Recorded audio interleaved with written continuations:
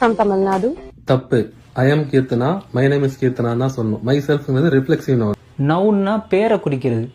கீர்த்தனா, ரகு. ப்ரொனவுன்னா பேருக்கு பதில் யூஸ் பண்ணுறது. They say it. Myself is a reflexive pronoun. Noun கிடையாது.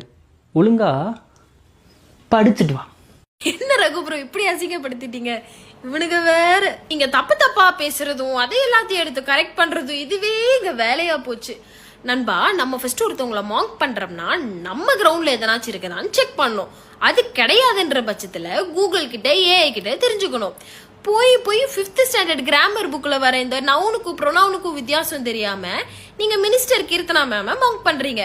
இதுல உங்களோட இன்டெலெக்சுவல் ஃப்ரெண்ட்ஸ் வேற வந்து ஃபயர் விடுறதும் சிரிப்பு அலைகளை வாரி எரியறதும் அதுக்கு நீங்க ரியாக்ட் பண்றதும் ஆஹா பார்க்கவே கண்கொள்ளா காட்சியா இருக்குது.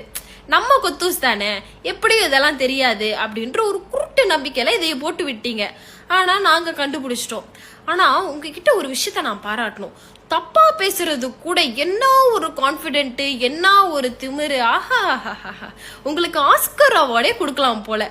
ஏதோ ஐஎல்ஸ்ல 9 பேண்ட் வாங்கிட்டு வந்த மாதிரி அப்படி ஒரு திமிரு. இப்ப நீங்க என்ன பண்ணுங்க, இந்த வீடியோவை டெலீட் பண்ணிட்டு மறுபடியும் இன்னொரு வீடியோ போடுங்க.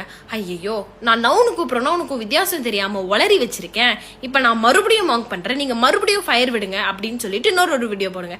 நானும் வந்து உங்களுக்கு ஃபயர் விடுறேன்.